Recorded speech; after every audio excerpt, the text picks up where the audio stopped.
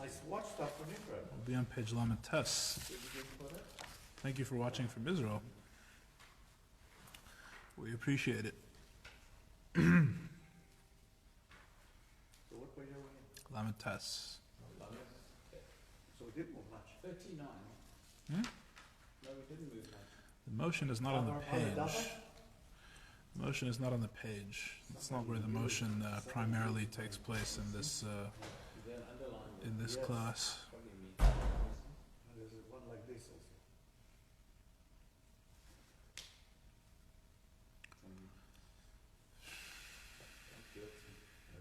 Oh, it's only us? Barry's watching from his kitchen while he eats. Why? That's what he does since the Rona. You got the vaccine, no? I'm just Just he's happy as me. I'm just letting it broadcast to Facebook, whatever we're talking about. All right. No, if you're well, whatever. Well, good point. We can all go and see it from home, and you can broadcast from home. Points together to. I agree.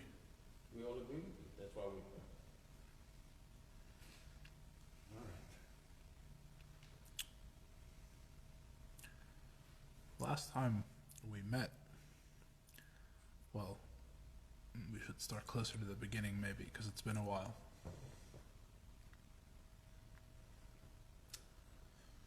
We're studying a mimer of the Rebbe Rashab about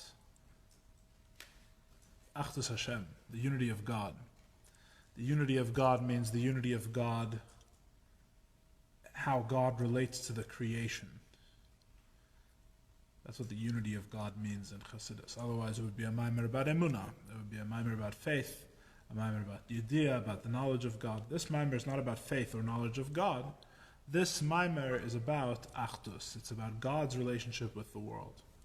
And the primary thesis, the primary statement that our discourse has made is, I, God, have not changed. Ani havaya loy shanisi. The Holy Torah, in the beginning, in the book of Genesis, the book of Bereshis, describes the creation of the world in two opposite ways. The first verse of the Torah says, Bereshis bara Elokim es hashamayim v'saaretz. In the beginning, God created the heaven and the earth. Which, in the very wording, doesn't tell you anything. First, there's no heaven and the earth, and then God creates it. And if you ask the question, how did God create it? The answer is, He created it. There's no answer to the question. What's the answer to the how did He create? It doesn't say how He created it. It says bara. It says He created. That's it. There's no how. It's God. He did the act. He did the verb, the predicate of beire or bara, the act of creation. Creation stam, as we would say in Hebrew, right? Creation creation without embellishment. That's it. He just created. Kacha. And then, just a couple of verses later, it says, and God said, let there be light, and there was light. In that act of creation, seemingly, when God brought the light into being, it wasn't just an act of creation kacha. It wasn't just an act of He created an unembellished verb, an unembellished action. It was a process that the Torah is describing. There's God. He speaks, and His speech is the process of creation. And the result is the object of creation. The result is that there was light. He said, let there be light. That was the process. That was the act that He goes through to create. And the result is there was light. So immediately in the first three verses of the Chumash, you have what appears to be some kind of contradiction, it seems. Now, there's different ways of resolving this contradiction. Every commentator on the Chumash has his way, has his resolution of the issue. But we could say, for our purposes, very simple. There's no contradiction because both of these things are true. When you ask the question, how does God create? Does he create in an act of direct creation with no process? Or does he create through a process? The answer is both. That's why the Torah tells you both. It's not an either or question, and that solves the contradiction. The question is what, so obviously some things, or in some sense, are created one way, and some things are in another sense, they are created in the other way. God uses both, and therefore there's no contradiction. And after all, it does say God created the heavens and the earth. The heavens and the earth is not the same thing as light, maybe. Maybe it's a different thing, it's created in a different way. These two ways of God bringing something into being have been the discussion, basically, the topic of discussion in our whole discourse so far. That's what we're discussing. We're discussing these two different things. There is God creating without a process, Bereshis bara, God just creates, and there's God creating with a process. God said, let there be light. These are the two ways, the two modes, the two methods of creation. And the two methods can't really be called two methods because one of them is an anti-method. So instead of saying it's the two methods or the two modes or the two processes, you would say it's the method and the anti-method, or the mode and the anti-mode, or the process and the anti-process of creation. Because, sorry? Logarithm, because it's not, and the anti-logarithm, right? Cosine and anti, and sine and secant, right? Or anti-secant, sine and cosa, who knows? Anyway, the first one described by the Torah is what we call Bria Yesh Ma'ayin, creating something from nothing. And really, creating something from nothing, as we've discussed at length in this class, means creating without a process. That's really what it means. Creating something from nothing means that the result results without anything having caused it. And since all cause and effect, as we experience it, is close and linked cause and effect, we say that creating something from nothing is a causeless effect. Even though, of course, it's not causeless, even though, of course, it's God who's creating something from nothing. Nevertheless, the way he's doing it is not like every other cause and effect we experience. Every other cause and effect we experience, there's a cause you can point to, which contained the effect within it in potential. The effect existed in potential. The ability of this effect to arise was already present in its antecedents in the cause, and the effect is just the cause manifesting in a new way, a different place. And that's normal cause and effect. Something from nothing, there's no process. Something from nothing is you get an effect with no apparent cause. There is no cause in which the effect existed in potential. There was no room for this thing to be. There was no potential for this thing to exist. And all of a sudden it exists. But is this paradoxical? In fact, what's happening is nothing is being created of something. Because God is something, and He creates us that we're actually nothing. So, the yesh me'ayin is בעצם ayin me'yesh. Because God himself doesn't change. I don't want to overcomplicate things. Sorry. What you're saying is kind of correct, but not precisely. But I can't get into now why all the details. But you make a good point. The point is that the source of this reality is more real than the result. So you should say it's nothing from something, although nothing from something is just as paradoxical. So I was trying to figure out what you were saying. Is it a paradox or is it the opposite? Which is also, I don't understand what the complaint was exactly, but that's okay. The other way of creation, when God says, let there be light and there was light, was through a process, was through a regular, so to speak, process of cause and effect, where God doesn't just bring something into existence with no cause. God eventuates it, He brings it about that there should be a certain result with a process. It's not just that there is light. God first says, let there be light, and this results in light. And when He says, let there be a rakia, let there be a firmament, it results in a firmament. In other words, there's clearly a connection, there's clearly a causal relationship, a cause and effect relationship between what God is saying and the result that comes out of it. So you have here a process where God is at one end, he is doing something, and that something has within it the potential to produce the ultimate effect, which is the creation. God saying, let there be light, has within it the ability to produce light. His saying, let there be a firmament, apparently has the ability within it to produce a firmament. And both of these things are what the Torah describes as the act of God in creating. Our mimer has set out to explain, before we get to our mimer, one more thing. It is very important, it is life-changing, it is transformational for a Jew to know that both of these things are true. If a Jew doesn't know that God can and does create in both of these ways, the Jew is lacking something in his understanding, and ultimately, as we're going to see, he's lacking something in his service of Hashem. He's lacking something in the way a Jew is meant to live, and the way a Jew is meant to relate to God. A Jew has to know that both of these things are true.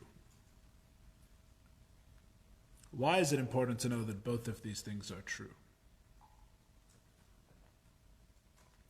For many, many years, most Jews who thought about God or philosophized about God believed that God created only yesh ma'ayin, only something from nothing. When we first started learning this mimer many weeks ago, we spent a couple of weeks explaining why that is, so to speak, insufficient, or what could potentially be wrong, what could potentially be lacking in such a worldview. If you believe God creates only something from nothing, then you have no concept of kirvas Elokim. You have no concept of the closeness of God.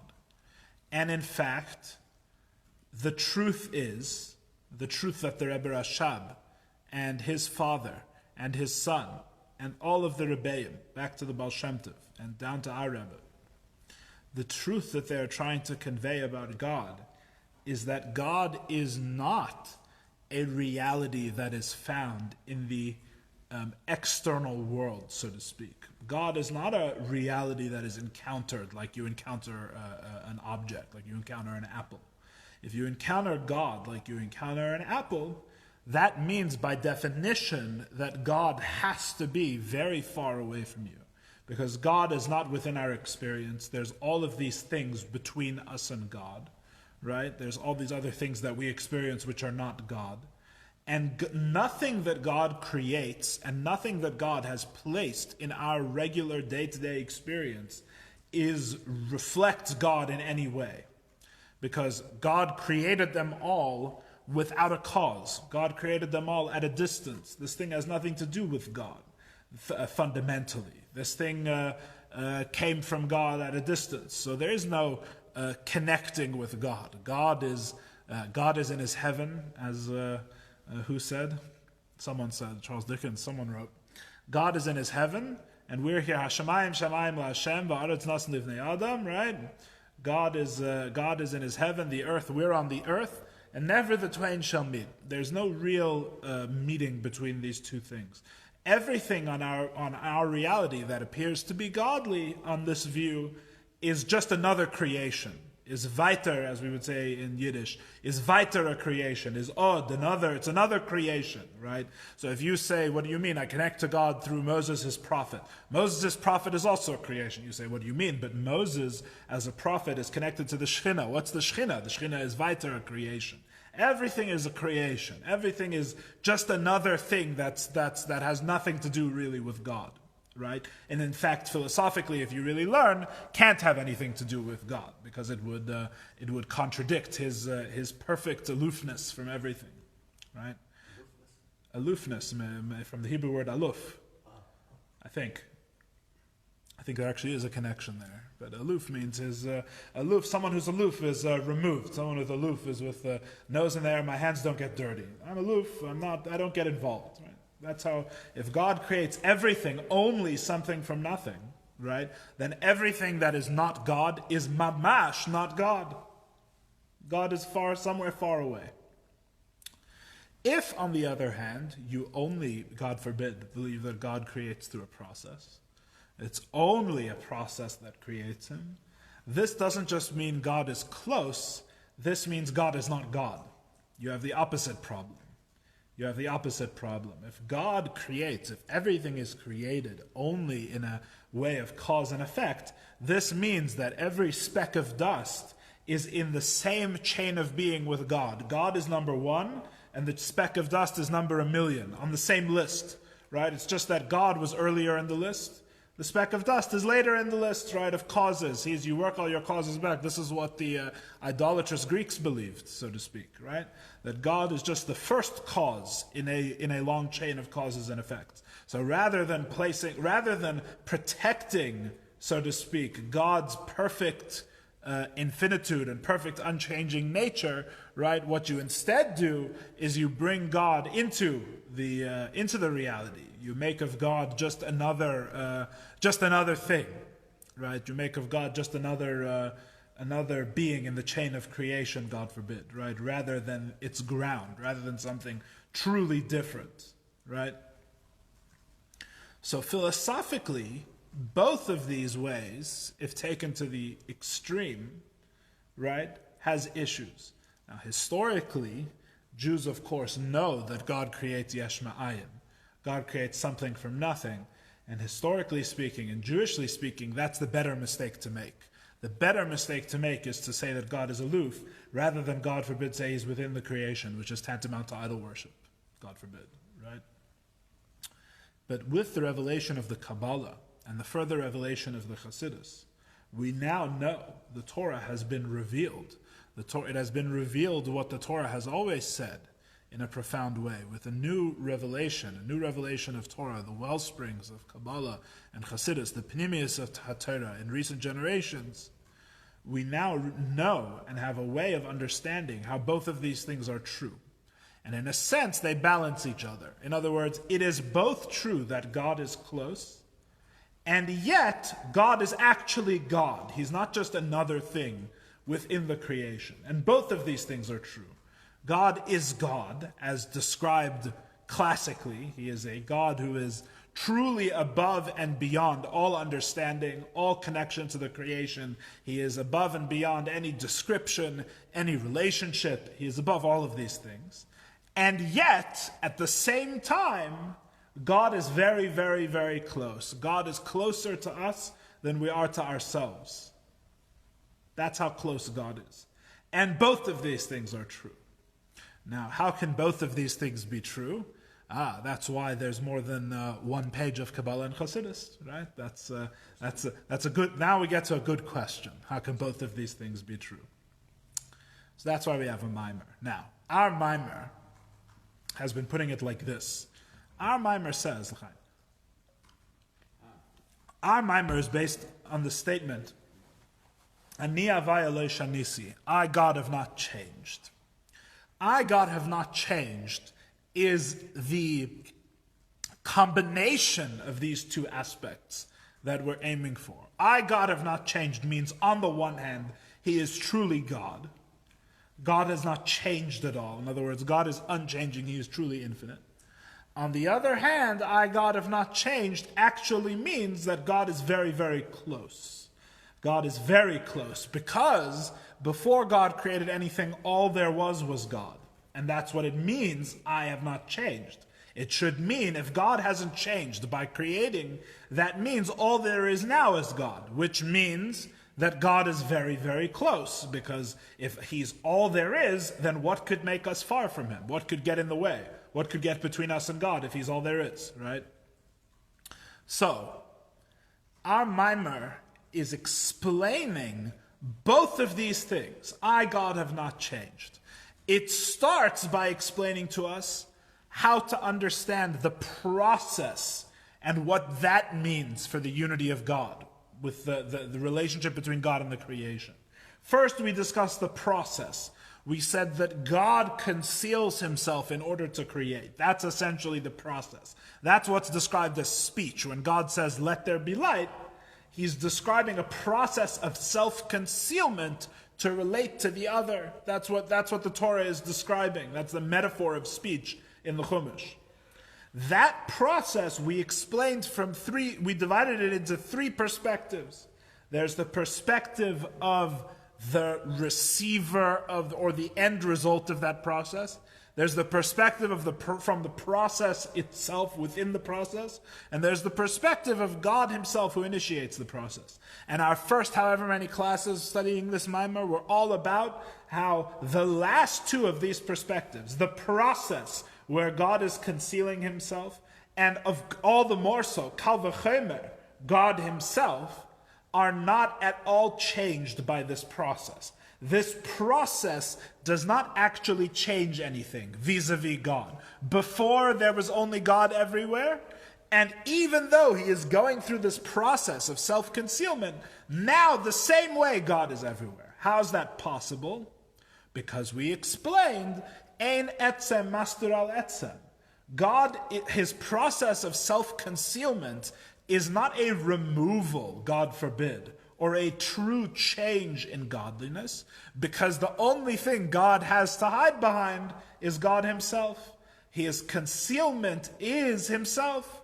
So you can't really say he's no longer here. It's like me saying something has really changed by me facing you right now, versus me putting my hands in front of my face. You look here, and I'm still here 100%. Every part of me that was here before is here now. Nothing has changed. But you might say, a type of question Ronnie might ask is, but now I can't see your face. Now Ronnie can't see my face when I go like this, right? That's the third perspective. That's the perspective of the result. To the result, there's a difference, right? And that's what we've moved into discussing now. The result, in fact, seems to not see God. There seems to be a big difference. First, God was absolutely alone. And then he created something else. How is that not a change? That seems like the most fundamental change possible, right? To explain the third perspective, we switch away from talking about the process of creation. And we move to the other way that God creates. And you have to remember, both of them are true for everything that exists. In other words, for any given object or any given self, anything that exists, it is created with both of these, right? There is a process which brings about God's self-concealment so that this other thing can exist. And then there's an act of Bria Yesh Ma'ayin. Then there's an act of creation ex nihilo, something from nothing, with a leap, with a dilug. We just finished Pesach, with a Pesach, a leap, a jump, right? Where God creates, he actually makes the result with a jump from nothing into something, with no connection in between. That's how all things in our physical reality, at the very least, really even many spiritual things are created in this way. But at the most basic level, our physical reality, everything that we know in the physical world, everything that has a physical body or is attached to a physical body, is created yesh ma'ayin. It's created something from nothing. And we explained that the secret of the process was that the process is no true concealment. The secret of something from nothing, which is what we're now discussing in the past few weeks, and we're going to continue with what time we have left tonight, the secret of something from nothing is not that it's not a true concealment, but rather that the entire third perspective, the entire result of the process of creation is actually nothing other than the godliness which creates it. Or in other words, actually nothing was created. That's really the answer. The answer is that, okay, we have the process. The process of God's self-concealment, as we discussed in many previous classes, that's not a real change. But what about the result of the process? The Rebbe Rashab's answer is, what result of the process? There is no result of the process. If I pinch you, I'm sure you'll find that there is. Aha.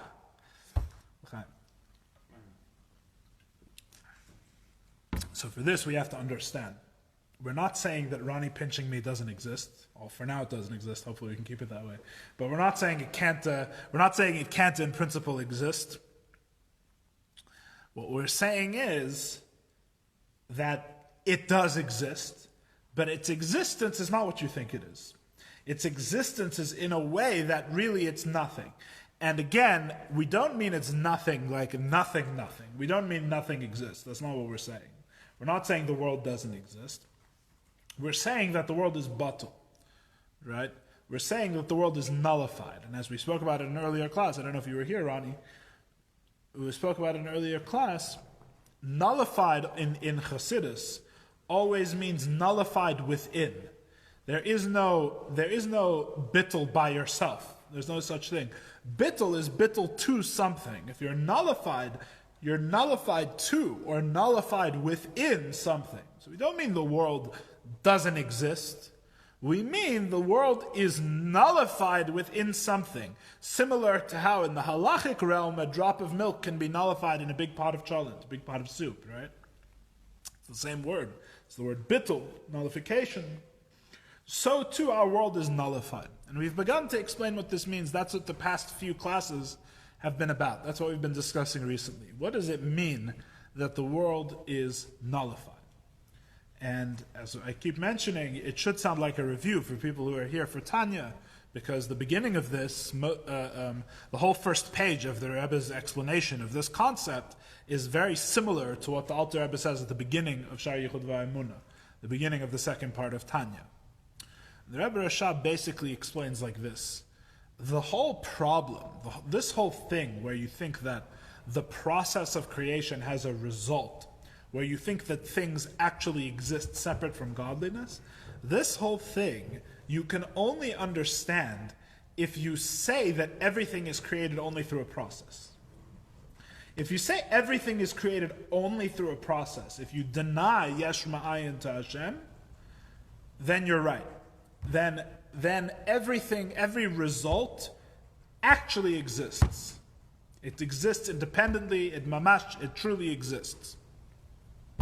If, however, you understand that Hashem does not create everything only ila va'alul, only with close cause and effect, only with a process, but rather creates with yesh ma'ayin, creates something from nothing. Is being created both ways? Correct. There's different steps, ironically. There's a part of a greater process which is not through a process, so to speak. In other words, we're going to explain what we mean. The Rebbe will explain. It's in the Maimer. So, where was I? So it's only if you say that God can create only through a process that the result has to exist. And we've explained very simply why. What are we talking about, right?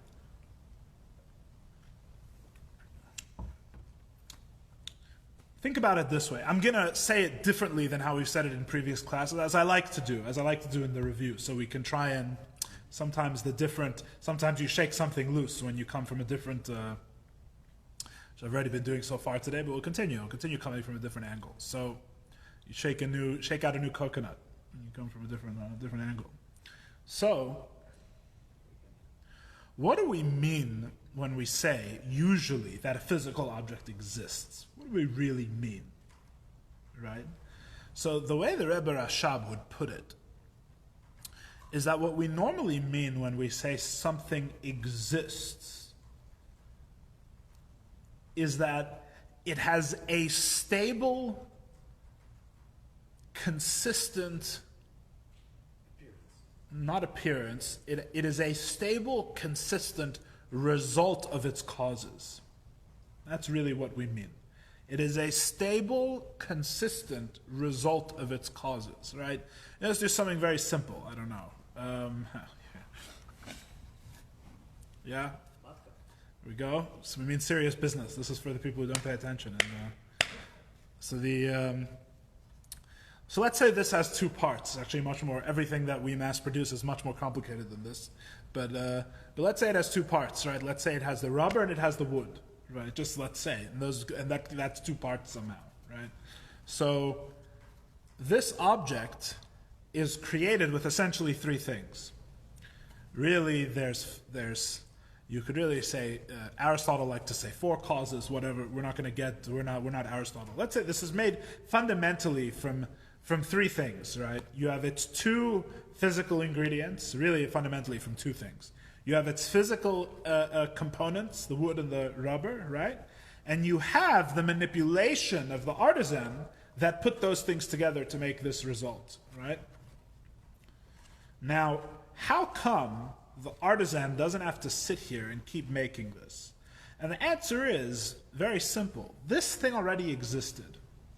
The artisan doesn't make this exist in the truest sense. The artisan, or the truth is that you could say this even with natural things which have no apparent artisan, right? That's when you get into all sorts of interesting territory, right? You could say rock formed by all the volcanoes are erupting now, right? So you have, let's say you have a piece of rock formed by the cooling magma from a volcano.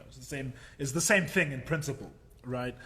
Whatever exists as a giluya helem of its cause. It exists as a revelation of what was concealed in its cause in potential. So in other words, everything that exists was preceded by other things that existed. Formation. And what? Formation, if you will. Sure. It's formed from other things that existed, sure. So you have other things that already exist, and what this thing fundamentally is a revelation of a new potential in the things that already existed, right? Before the rubber and the wood were put together to make this, with the artisan's plan, right? You had a plan which existed only in potential, which hadn't been implemented. You had a piece of rubber and you had a piece of wood that were separate, right? When those three things come together in a precise way, you produce this thing. But this thing isn't new. This thing is just a stable, consistent reflection of the things that went into it. This is just a revelation. It's a gilui of something that before existed only in potential. So when this thing came into existence, it really wasn't the first time it was coming into existence. This thing's existence banks on all of the existences that came before it, right? The reason we say this thing came into existence and it's not wrong is because really it only makes sense to our minds. It only fits with it breaks our minds if we don't intuitively say that the form that this thing takes, like you said, formation, the form this thing takes that distinguishes it from other things is really what it is, right? So in other words, before the rubber and the wood were put together, there was no racket. Or there was the paddle, right? There was no paddle. Now that I put these two things together, now there's a paddle, right? And because it's made this new thing that we call a paddle, right? So that's when we say the paddle came into existence. But the truth is that sure, it serves a new purpose, but nothing about this thing is really truly new. Every aspect of this thing existed previously. All we're doing is bringing the causes out into new effects, causes that already existed, right? Now, how do you build a paddle if one of those causes does not exist?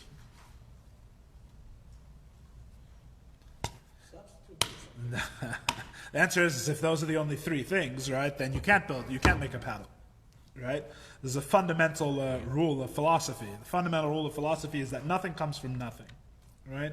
If you don't have the materials that need to go into this, materials in the broadest sense, meaning not just the physical materials, right?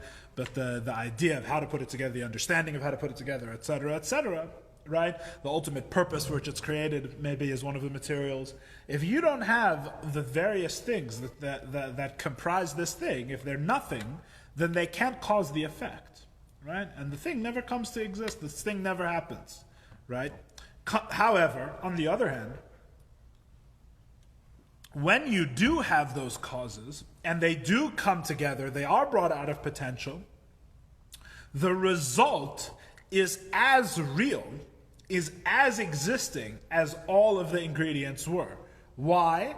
Because why shouldn't it be? Right? Those things already existed.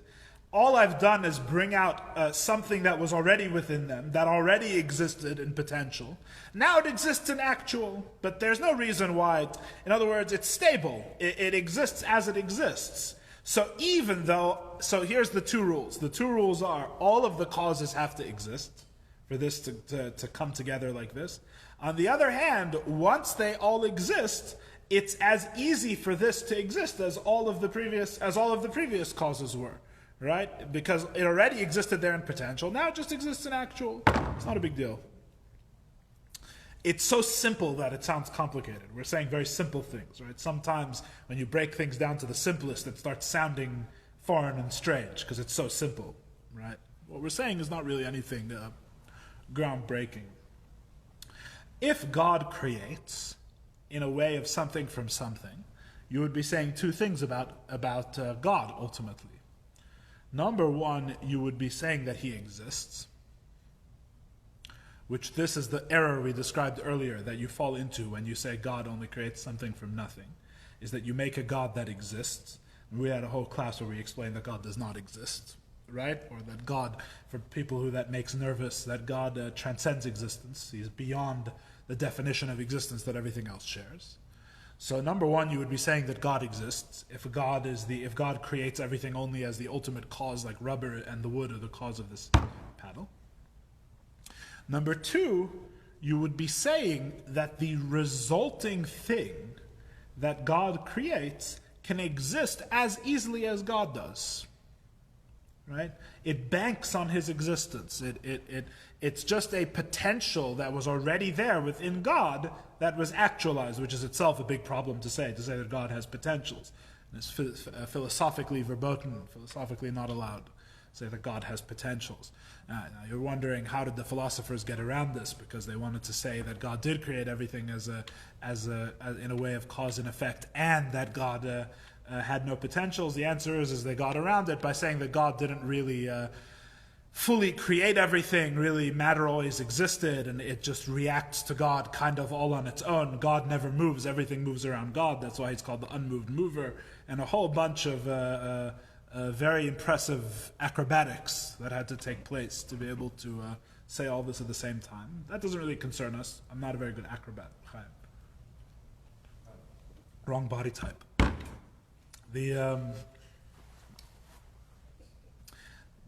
God actually creates yesh ma'ayin. Everything has a yesh ma'ayin step, a something from nothing step in its creation. What does that mean? What does it mean, something from nothing? It means that both of our rules are broken. The antecedent, the cause, does not have to exist.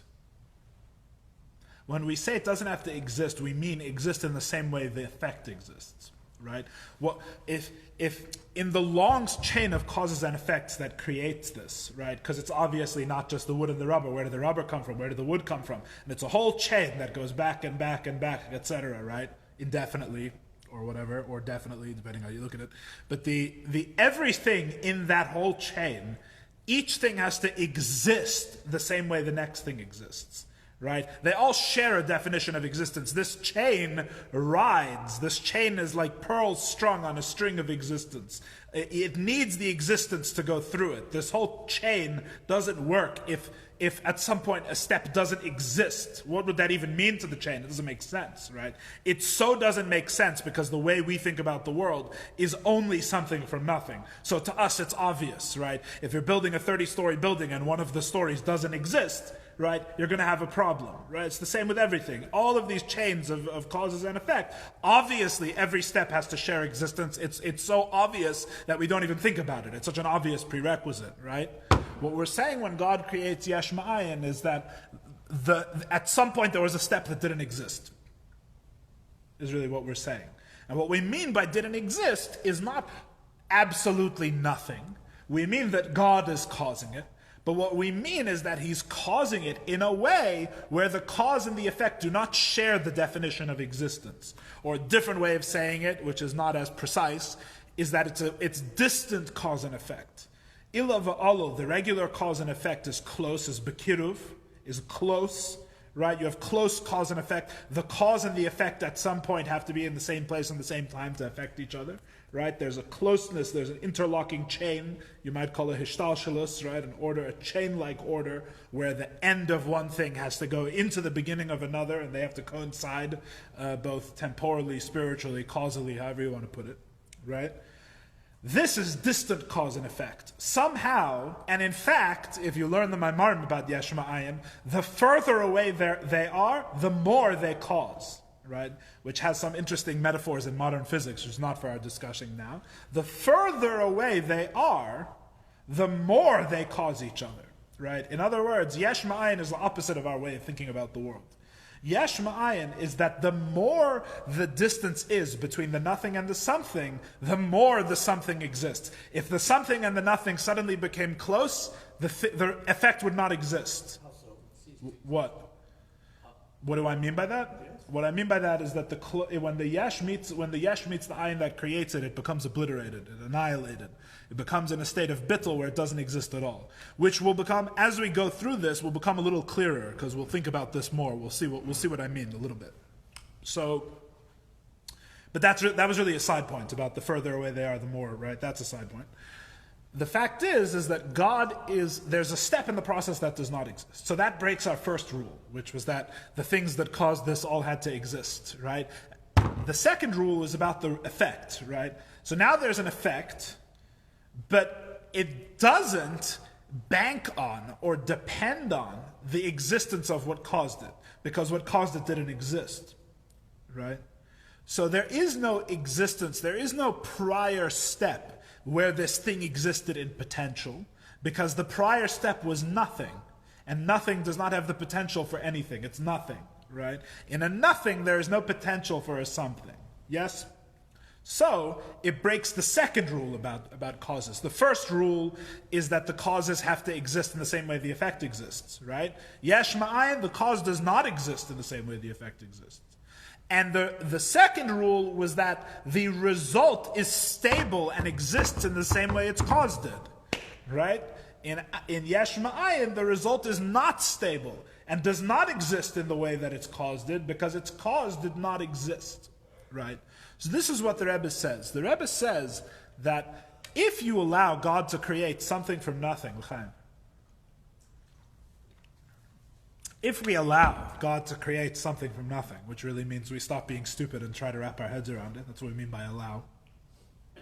If we allow God to create something from nothing, what that means is that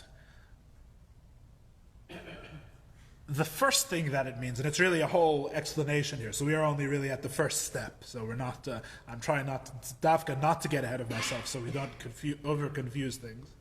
The first thing that it means is that you can't just leave the object that is the effect and go walking in the shuk, as the mimer, in the lashon of the mimer.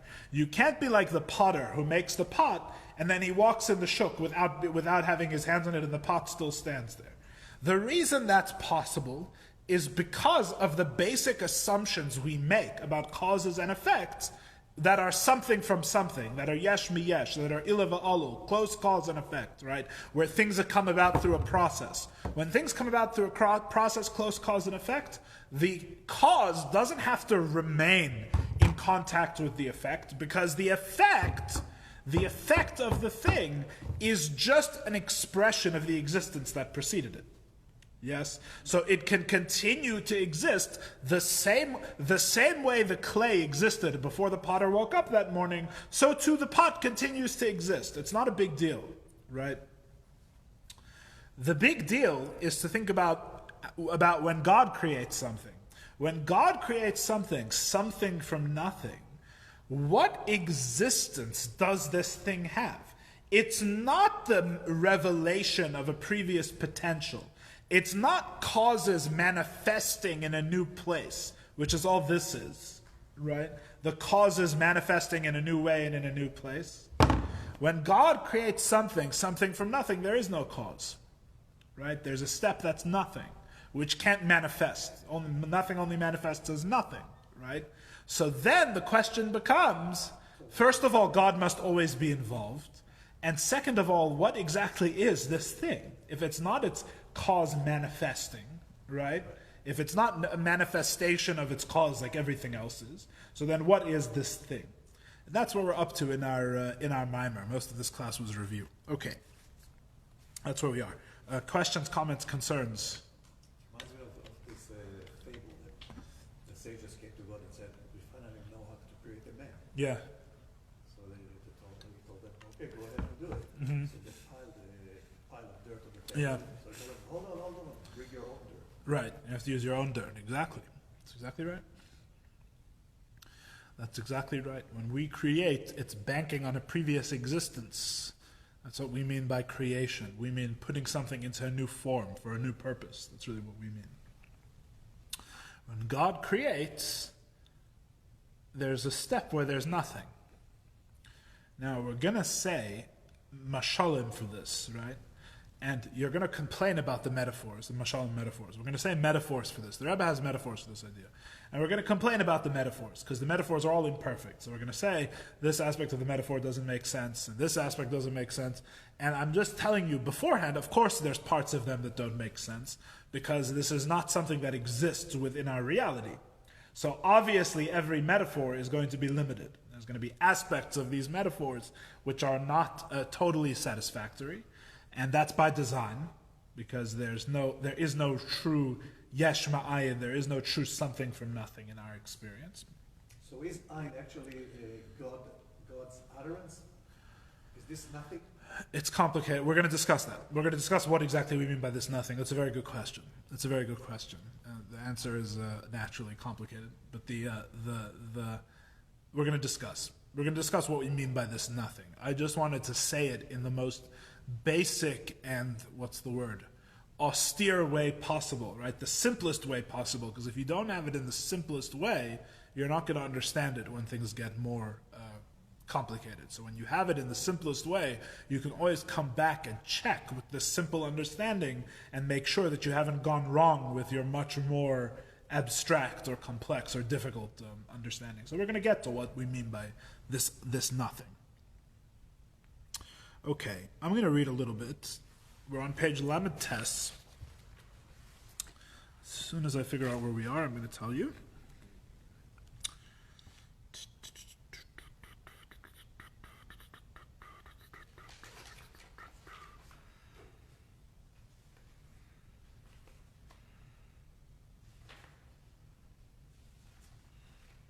Okay. I want to start from... Dehine. The last word in the line is Meidim, about a quarter of the way up the page. That's the last word in the line, is Meidim. See where I am? Quarter of the way up, Lamed Tes. Last word in the line is Meidim. Dehine gam ha'chikrim Meidim, the end of the line. Yes. See where I am? Yeah. Okay. Dehine gam ha'chikrim Meidim. Even the philosophers admit. Why we're saying even the philosophers, I think you have to go back to the previous class and you can get the full details on that. Even the philosophers admit there's havas hagashmi min haruchni, the bringing into being of the physical from the spiritual. There is nothing, there is no creation, there is no something from nothing greater than this. V'hainu, that is, shenishave davar miloi davar. You are getting a thing from a non-thing, right? Which now I hope you understand exactly what we mean. The previous step, the step preceding the physical reality, does not exist in the same way the resulting reality does. They don't exist with the same definition of existence, right? So it's a thing from a non-thing. That doesn't mean the previous step is not there. It means that there's simply a different definition of existence, by which this cause does not exist in the way everything physical exists. It's a totally different type of existence. So you can't cross between them. Because as we said, every cause and effect chain has to be in the same definition of existence. right? How would you even cause something in a different way? It's like saying, like the example I gave last time, is that it's like saying if you explain an idea in a lower and lower and a more coarse and coarse way, eventually a physical object will pop out, right? If you make it more and more coarse, I'm going to break this idea lower and lower and lower until eventually a physical object will suddenly materialize. It's ridiculous. They don't exist in the same definition of existence, right? Now the truth is that even this is not really yesh ma'ayin. Even this metaphor, if you really dig into it, you'll see that the spiritual and the physical do interact in our reality. So this isn't the true. It isn't the true gap that we're looking for. When he says the spiritual and the physical, nothing is more different than this. That's true, but also complicated. It's complicated what we mean by that. So I'm just noting that you could yesh lachkar, yesh lishol, right? V'hinei davar v'lei davar hem havchim zeh mizeh. A true opposite is a thing and a non-thing. Doesn't get more opposite than that, right? A 1 and a 0. Yes and no. Something and nothing, right? You can't get more opposite than that. Move on. It's understood that in nothing there cannot be anything. You can't have a something within a nothing. Nothing does not have room for a something to exist within itself. It's you start to sound like the Mad Hatter from Alice in Wonderland. It doesn't make any sense. The imkain mashin is hava hadavar me'aloi davar. If so, this that a thing is brought into being from a non-thing. Harehu metzias chadasha. It is a new existence. That did not exist in its source at all, because its source was nothing. And how could it exist in its source? That would mean its source had a potential. If you have a potential, you're a something. Only some things have potential, right? You can't have a potential and be a nothing, right? If you're nothing, you have no potential. To have potential, you have to be a something, is basically what we just said. So this thing that is created from a non-thing, right, did not exist in its source at all. Ukamai, for example, now we're going to start with the metaphors. Tzmichas hatfua hapri, the growth of the grain or the fruit. La'achar shenirkav hagarin, after the rotting of the seed, which Chassidus talks about all the time, and unfortunately I'm not knowledgeable enough to really translate this into the terms that modern science uses, but I do know that when you plant the seed in the ground, if you plant an apple seed in the ground, there is a point at which the seed becomes so integrated, before it starts growing, right? This is what it needs to do in order to grow. It becomes so integrated into the soil and the nutrients and the water around it, and that's what we mean by the rotting of the seed. I don't think in modern science they call it rotting. This is the language of Chassidus, nirkav, right? It rotted, decayed. It actually rots. Yeah, it rots. So I don't think in modern science they call it rotting. It has a name. There's if you go all the stages of the seed, whatever, and in the detailed stages, there's names for all the things in modern science. But the point is, the Rebbe's point is, and again, it's just a metaphor. Keep in mind, no one is saying that trees are created yesh ma'ayin from the ground or from a literal nothing. Right? It's not what we're saying. The tree comes from the seed. The apple tree comes from the apple seed. What we're saying is that there is a point where the seed becomes so integrated and so decayed into the soil around it, right, that it would be hard even necessarily to say, this is where the seed ends, this is where the soil begins, right? It loses it disintegrates, it loses its being as a seed a little bit, right? I wish I knew more about this physical process, I don't. So we're going to have to take the Rebbe's word for it. The Jews who wrote this were around a lot more agriculture than I was, so they would probably know better. You have the seed that, after the seed rots, you have the grain or the fruit that grows from the earth's vegetative power. Shehu davar chadash, this fruit that grows from the earth's vegetative power is a new thing. The fruit of the grain, that never existed before, in the very vegetative power of the earth. Metzias hatvua hagashmi, the being of the physical grain, pri hagashmi, or the physical fruit. Af shemimena ba, even though it came from the earth,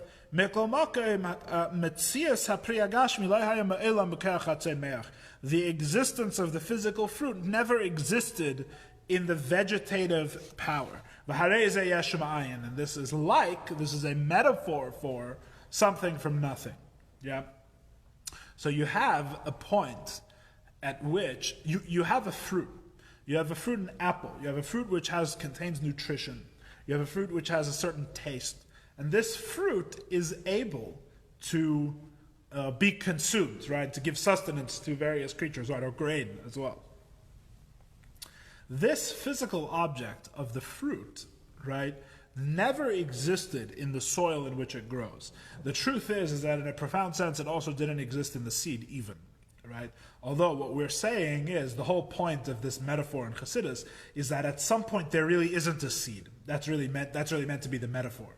At some point there is no seed. The seed so integrates with its surroundings in the soil, it so rots and decays, right, that you can't even say that this thing is alive, that this thing is like the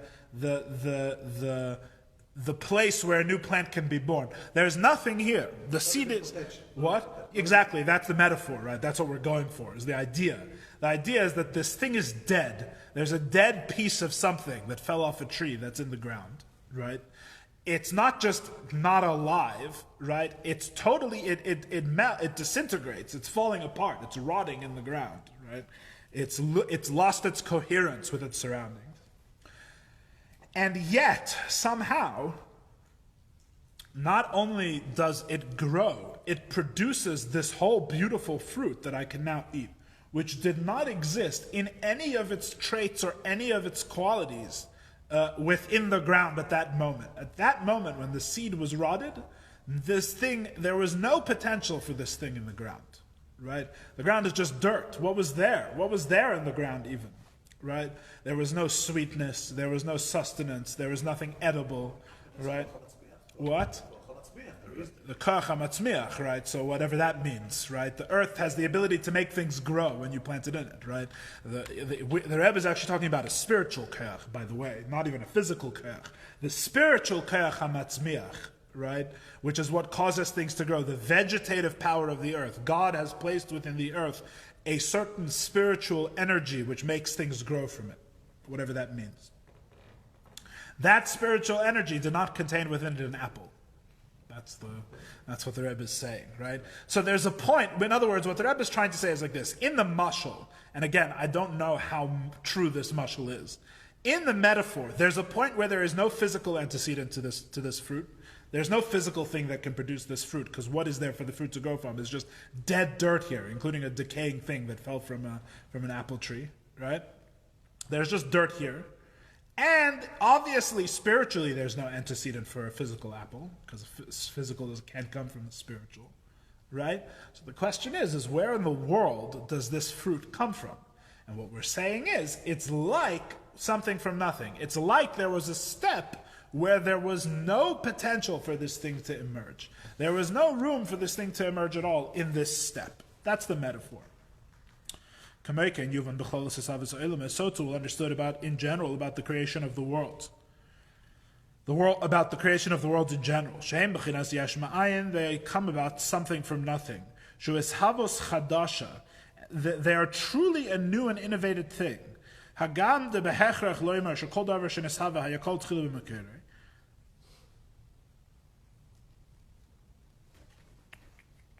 Okay, so we're going to end with a question. This is where we're going to stop. This is the last thing we're going to read.